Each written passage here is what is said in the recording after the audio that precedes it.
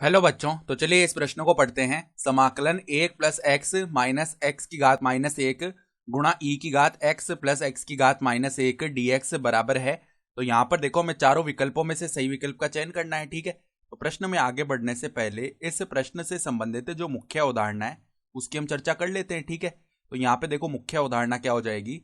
हम जानते हैं समाकलन के अंदर ई की घात एक्स हो और इसके गुणा में देखो क्या लिखा हुआ हो, कोई भी फलन एफ एक्स प्लस में उस फलन का जो अवकलन है अर्थात एफ डैश एक्स है, अगर ये लिखा हुआ है इस प्रकार का समाकलन का रूप है, तो यहाँ पे इसका जो हल है वो क्या होता है, ई की घात एक्स गुणा में एफ एक्स आ जाता है और प्लस में समाकलन का चर सी आ जाता है। ठीक है, तो यहाँ पर ये सूत्र जानते हैं हम।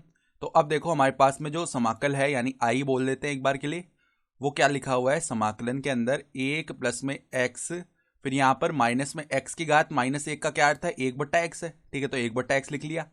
फिर देखो इसके गुणा में ई की घात एक्स प्लस में एक्स की घात माइनस एक का क्या है, एक बटा एक्स, तो एक बटा एक्स लिख लिया। ठीक है, और यहाँ पे डी एक्स है, तो इस प्रकार का पूरा पद है हमारे पास। सही बात है। तो अब देखो कैसे करेंगे हम समाकलन इसका। इसका समाकलन करने के लिए देखो, पहले हमने ये जो बाहर गुणा में ई की घात एक्स प्लस एक बटा एक्स लिखा हुआ है, इसको हम ऐसे लिख सकते हैं ई की घात एक्स गुणा में ई की घात एक बटा एक्स। ठीक है, फिर ई की घात ये जो एक बटा एक्स है इसको अंदर हम गुणा में भेज देते हैं और ई की घात एक्स को हमने बाहर ही रख लिया। तो ई की घात एक्स को तो बाहर रखा और ई की घात एक बटा एक्स को अंदर भेजेंगे गुणा में।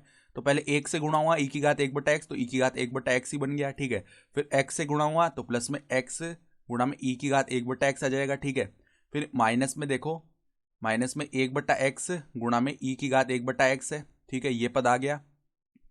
सही है, और यहाँ पे देखो गुणा में क्या है, डी एक्स है।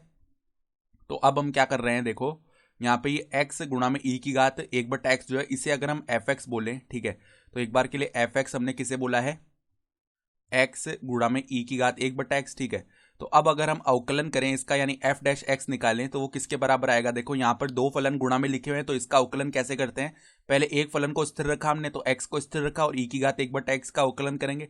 तो पहले तो ई की घात एक बटा एक्स आ जाएगा, फिर श्रृंखला नियम लगा और एक बटा एक्स का अवकलन क्या आएगा, माइनस का एक बटा एक्स स्क्वायर। ठीक है, तो माइनस का एक बटा एक्स स्क्वायर बाहर लिख लिया। अब एक एक्स से एक एक्स विभाजित हो जाएगा ना। ठीक है, तो ये माइनस का एक बटा एक्स ही आ गया। तो यहाँ पे माइनस का क्या आ जाएगा, एक बटा एक्स, ई की घात एक बटा एक्स ये आ गया।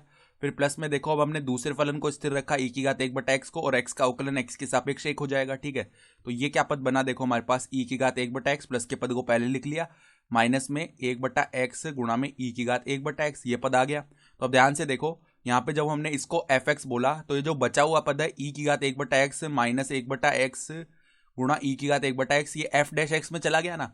तो इसी प्रकार का रूप लिखा हुआ है, ई की घात एक्स बाहर बना लिया हमने और अंदर क्या है, एफ एक्स प्लस में एफ डैश एक्स, यानी कोई फलन है और प्लस में उसका अवकलन लिखा हुआ है। ठीक है, तो इसका तो समाकलन हम सीधा ही जानते हैं क्या हो जाएगा, ई की घात एक्स गुणा में एफ एक्स।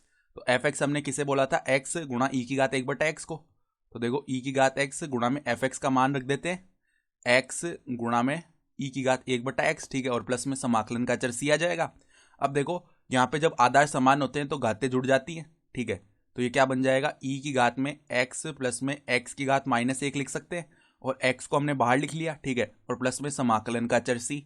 ठीक है, तो अगर अब हम विकल्प देखें तो हमारा जो विकल्प डी है ना वो सही विकल्प आ जाएगा। ठीक है, तो आशा करता हूं कि आपको ये प्रश्न समझ में आया होगा। धन्यवाद।